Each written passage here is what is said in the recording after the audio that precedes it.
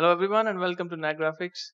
We are discussing the topic of transform, and in the last 5 videos we have covered up all types of transformation functions which are moving, rotating, scaling, reflecting and shearing. If you are new to this topic and have directly come to this video, I would recommend you to watch the previous 5 videos first to understand this video properly. We will also cover up few options which are still pending to be discussed. So let's start with this square. It has got the measurement of 40 by 40 points. I want 5 copies of this square with equal distance from each square. Here is the on-the-go shortcut for it. With my black arrow, I select this shape and drag it down.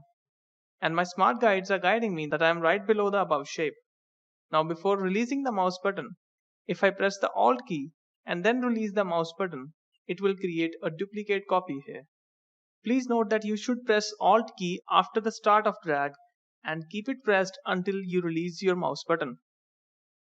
Since moving and creating a copy is a transform function and I want 5 copies having equal distance from each other, I will use transform again command by pressing Ctrl D 3 times. And there you have it. Now we want to rotate each of these squares by 45 degrees. So here I am selecting all the squares with my black arrow tool. Go to the transform panel up here. Point of reference is center and that is OK.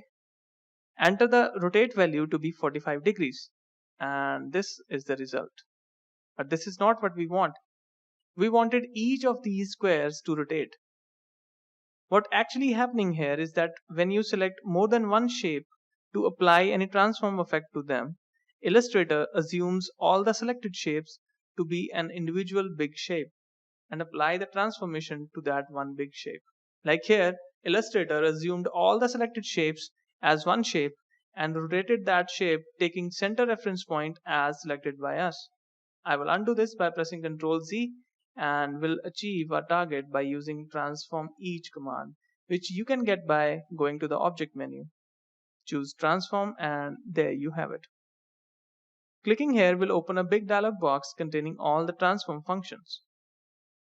So here we can enter the desired rotation value, that is 45 degrees, and there we have the desired result. Now I want to make a square of this line of squares. I will select all these squares, choose the rotate tool, and with my Alt key pressed, I'll click here to make it the axis point and to open the rotate dialog box. Here I'll enter 90 degrees and press copy.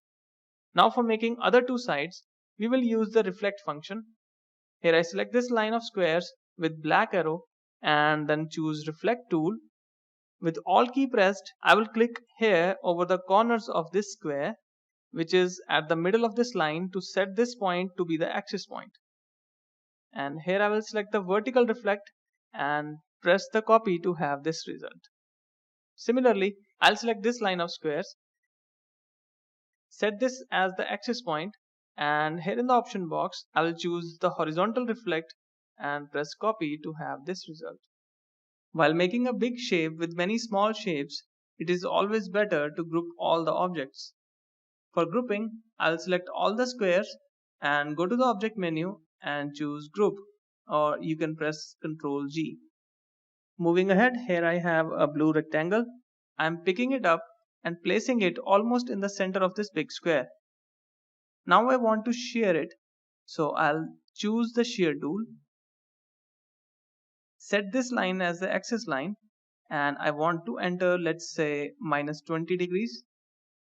Yeah, that's good, and press copy. Now I will again select this original rectangle, shear tool is on, set this line as the axis line, and this time I'll enter 20 degrees and press OK. Here a letter V is drawn. Let's color this rectangle black to give this V a better look. Now moving ahead, we have two semicircles here grouped together and we want 4 copies of it placed on the inner corners of this shape. Before doing that, I want to tell you that you can perform the function of scaling and rotating through the bounding box as well. To have a view of bounding box, go to the view menu and click show bounding box here. Bounding box appears when black arrow is on and you select some object like this. You can move the anchor points of this bounding box to increase or decrease the height and width. Pressing Shift key while dragging will scale the shape proportionately like this. When you hover your mouse pointer over the corners, the pointer will change like this to indicate that you can rotate the shape. Drag this button to rotate freely. Pressing Shift key while rotating will constrain the rotation by 45 degrees, like this.